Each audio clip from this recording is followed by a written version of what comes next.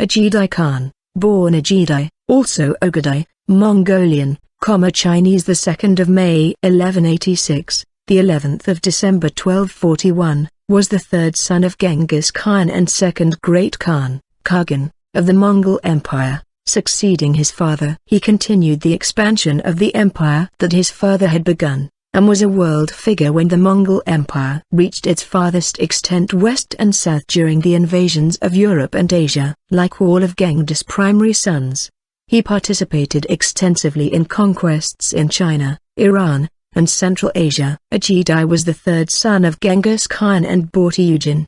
He participated in the turbulent events of his father's rise. When he was 17 years old, Genghis Khan experienced the disastrous defeat of Khalakhaljid Sands against the army of Jamukha. Ögedei was heavily wounded and lost on the battlefield. His father's adopted brother and companion Borokhula rescued him. Although already married, in 1204 his father gave him Töregene, the wife of a defeated Merkit chief. The addition of such a wife was not uncommon in steppe culture. After Genghis was proclaimed emperor or Khagan in 1206, Mayangans, 1000s, of the Źılaya, Besud, Suldus, and Conquetan clans were given to him as his appanage. Ögedei's territory occupied the Emil and Hobuk rivers. According to his father's wish, Ülüğay, the commander of the Źılaya, became Ögedei's tutor. Ögedei, along with his brothers, campaigned independently for the first time in November 1211 against the Jin dynasty, 1115 to 1234. He was sent to ravage the land south through Hebei and then north through Shaanxi in 1213. Ögedei's force drove the Jin garrison out of the Ordos, and he rode to the juncture of the Xixia, Jin, and Song domains. During the Mongol conquest of eastern Persia, Ögedei and Chagatai massacred the residents of Börte after a 5-month siege in 1219-20 and joined Jochi, who was outside the walls of Urgench. 4. Because Jochi and Chagatai were quarreling over the military strategy, Ögedei was appointed by Genghis Khan to oversee the siege of Urgench. They captured the city in 1221. When the rebellion broke out in southeast Persia and Afghanistan, Ögedei also pacified Ghazni. The Empress Yasui insisted that Genghis Khan designate an heir before the invasion of Khwarezmid Empire in 1219. After the terrible brawl between Jochi and Chagatai, they agreed that Ögedei was to be chosen as heir. Genghis confirmed their decision. Genghis Khan died in 1227, and Jochi had died a year or two earlier. Ögedei's younger brother Tului held the regency until 1229. Ögedei was elected Supreme Khan in 1229. According to the Kurultai held at Kodo along the Kurlan River after Genghis' death, although this was never really in doubt as it was Genghis' clear wish that he be succeeded by Ögedei. After ritually declining 3 times, Ögedei was proclaimed Khagan of the Mongols on the 13th of September 1229. Chagatai continued to support his younger brother's claim. Genghis Khan saw Ögedei's characteristic as courtesy and generosity. His charisma is partially credited for his success in keeping the empire on his father's path, thanks mostly to the organization left behind by Genghis Khan, and to the personal charisma of Ögedei. The affairs of the Mongol Empire remained for the most part stable during his reign. Ögedei was an extremely pragmatic man. Though he made some mistakes during his reign, he had no delusions that he was his father's equal as a military commander or organizer and used the abilities of those he found most capable. World conquests expansion in the Middle East. After destroying the Khwarezmian Empire, Genghis Khan was free to move against Western Xia. In 1226, however, Jalaluddin Mingburnu, the last of the Khwarezm monarchs, returned to Persia to revive the empire lost by his father, Muhammad Alabama al-Din II. The Mongol forces sent against him in 1227 were defeated at Damgan. Another army that marched against Jalaluddin scored a Pyrrhic victory in the vicinity of Isfahan but was unable to follow up that success. With Ögedei's consent to launch a campaign, Khan left Bukhara at the head of 30,000 to 50,000 Mongol soldiers. He occupied Persia and Khorasan, 2 long-standing bases of Khwarezmian support, crossing the Amud-Darya River in 1230 and entering Khorasan without encountering any opposition. Khan passed through quickly. He left a sizable contingent behind under the command of Dainoyan, who had further instructions to invade western Afghanistan. Khan and the majority of his army then entered the northern section of Persia known as Mazandaran in the autumn of 1230, thus avoiding the mountainous area south of the Caspian Sea. That region was controlled by the Ismailis. Upon reaching the city of Ray, Khan made his winter camp there and dispatched his armies to pacify the rest of northern Persia. In 1231, he led his army southward and quickly captured the cities of Quindhamadan. From there, he sent armies into the regions of Fars and Kerman, whose rulers quickly submitted, preferring to pay tribute to Mongol overlords rather than having their states ravaged. Meanwhile further east, Dia steadily achieved his goals in capturing Kabul, Ghazni, and Zoyalistan. With the Mongols already in control of Persia, Jalal-din was isolated in Transcaucasia where he was banished. Thus all of Persia was added to the Mongol Empire. At the end of 1230, responding to the Jin's unexpected defeat of the Mongol general Dokulku, the Khagan went south to Shanxi province with Tului, clearing the area of the Jin forces and taking the city of Fengxiang. After passing the summer in the north, they again campaigned against the Jin in Henan, cutting through territory of South China to assault the Jin's rear. By 1232 the Jin emperor was besieged in his capital of Kaifeng. Ögedei soon departed, leaving the final conquest to his generals. After taking several cities, the Mongols, with the belated assistance of the Song dynasty, destroyed the Jin with the fall of Xi in February 1234. However, a viceroy of the Song murdered a Mongol ambassador, and the Song armies recaptured the former imperial capitals of Kaifeng, Liaoyang, and Chang'an, which were now ruled by the Mongols. In addition to the Mongol Jin dynasty war, Ögedei crushed the Eastern Xia dynasty in 1233, pacifying southern Manchuria. Ögedei subdued the water Tatars in the northern part of the region and suppressed their rebellion in 1237. The Mongols under Khan returned to the Caucasus in 1232.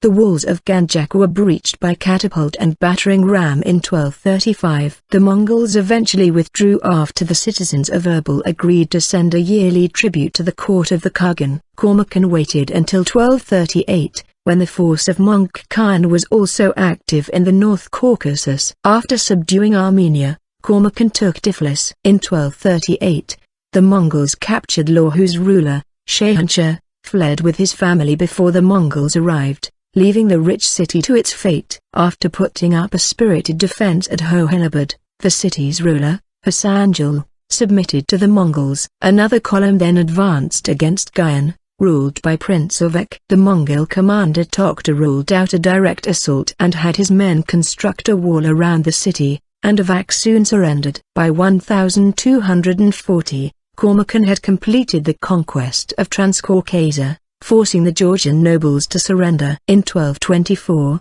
a Mongol envoy was killed in obscure circumstances and Korea stopped paying tribute. Ögedei dispatched Saratai, Sartak, to subdue Korea and avenge the dead envoy in 1231. Thus, Mongol armies began to invade Korea in order to subdue the kingdom. The Goryeo king temporarily submitted and agreed to accept Mongol overseers. When they withdrew for the summer, however, Choyu moved the capital from Kaesong to Gangweiland. Saratai was hit with a stray arrow and died as he campaigned against them. Ögedei announced plans for the conquest of the Koreans, the southern Song, the Kipchaks and their European allies, all of whom killed Mongol envoys at the Karaultai in Mongolia in 1234. Ögedei appointed Dank commander of the Mongol army and made Bogwon, a defected Korean general, governor of 40 cities with their subjects. When the court of Goryeo sued for peace in 1238, Ögedei demanded that the king of Goryeo appear before him in person. The Goryeo king finally sent his relative Yongnon Gunsung with 10 noble boys to Mongolia as hostages, temporarily ending the war in 1241. It is said that Ögedei recruited his Keshik with Koreans. Europe.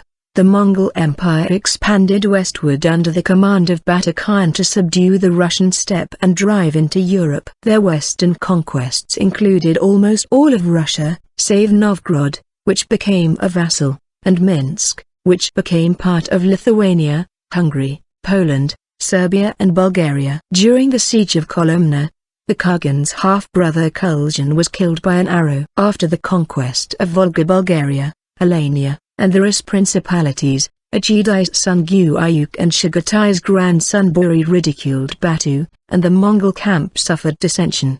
The Khagan harshly criticized Guayuk. "You broke the spirit of every man in your army. Do you think that the Russians surrendered because of how mean you were to your own men?" He then sent Guayuk back to continue the conquest of Europe. Guayuk and another of Ögedei's sons, Khagan, attacked Transylvania and Poland, respectively. Ögedei Khan had granted permission to invade the remainder of Europe, all the way to the Great Sea, the Atlantic Ocean, but his death prevented the invasions from continuing west. Mongol forces were moving on Vienna, launching a fierce winter campaign against Austria and Germany in the first wave into Western Europe, when Ögedei died. In a series of razzias from 1235 to 1245, the Mongols commanded by Ögedei's sons penetrated deep into the Song dynasty and reached Chengdu, Xianyang and Yangtze River. But they could not succeed in completing their conquest due to climate and number of the Song troops. However, Ögedei's son Koshu died in the process. In 1240, Ögedei's other son Khagan dispatched a subsidiary expedition to Tibet. The situation between the two nations worsened when the Song officers murdered Ögedei's envoys headed by Sulmus. The Mongol expansion throughout the Asian continent under the leadership of Ögedei helped bring political stability and re-establish the Silk Road, the primary trading route between East and West India. Ögedei appointed Daya commander of Ghazni and Mengistu commander in Kunduz. In winter 1241 the Mongol force invaded the Indus Valley and besieged Lahore, Pakistan. However, Daya died storming the town, on the 30th of December 1241, and the Mongols butchered the town before withdrawing from the Delhi Sultanate. Sometime after 1235 another Mongol invaded invaded Kashmir, stationing a Darugaki there for several years. Soon Kashmir became a Mongolian dependency. 16. Around the same time, a Kashmiri Buddhist master, Otaki, and his brother Namo arrived at the court of Ögedei administration. Ögedei began bureaucratization of Mongol administration. Three cultures constituted his administration: the Christian Eastern Turks, represented by Chenkai, the Uyghur scribe, and the Karats, the Islamic cycle, represented by two Khwarezmians, Mayumuddin and Masat Beg. The North Chinese Confucian circle, represented by Yeluch-Ukai, a Khitan, and Nian Zongshan, a Jurchen. Muhammad Yulavaj promoted a system in which the government would delegate tax collection to tax farmers who collect payments in silver. Yeluch-Ukai encouraged Ögedei to institute a traditional Chinese system of government, with taxation in the hands of government agents and payment in a government-issued currency. The Muslim merchants, working with capital supplied by the Mongol aristocrats, loaned at higher interest the silver needed for tax payments. At the same time the Mongols began circulating paper currency backed by silver reserves. Ögedei abolished the branch departments of state affairs and divided the areas of Mongol-ruled China into 10 routes according to the suggestion of Yeluch-Ukai. He also divided the empire into Beshbulak and Yanjing administration, while the headquarters in Karakoram directly dealt with Manchuria, Mongolia and Siberia. Late in his reign, Amud-Arya administration was established. Turkestan was administered by Muhammad Yulavaj, while Yeluch-Ukai administered North China from 1229 to 1240. Ögedei appointed Shagai Kutuk chief judge in China. In Iran, Ögedei appointed first Chintema, a Karakitai, and then Korgs, a new Uyghur who proved to be honest administrator. Later, some of Yeluch-Ukai's duties were transferred to Muhammad Yulavaj and taxes were handed over to Abdurrahman, who promised to double the annual payments of silver. The Ortok or partner merchants lent Ögedei's money at exorbitant rates of interest to the peasants, though Ögedei banned considerably higher rates. Despite it proving profitable, Many people fled their homes to avoid the tax collectors and their strong-arm gangs. Ögedei had imperial princes tutored by the Christian scribe Khagan and the Taoist priest Li Ziqing, and built schools and an academy. Ögedei Khan also decreed to issue paper currency backed by silk reserves and founded a department responsible for destroying old notes. Yelüch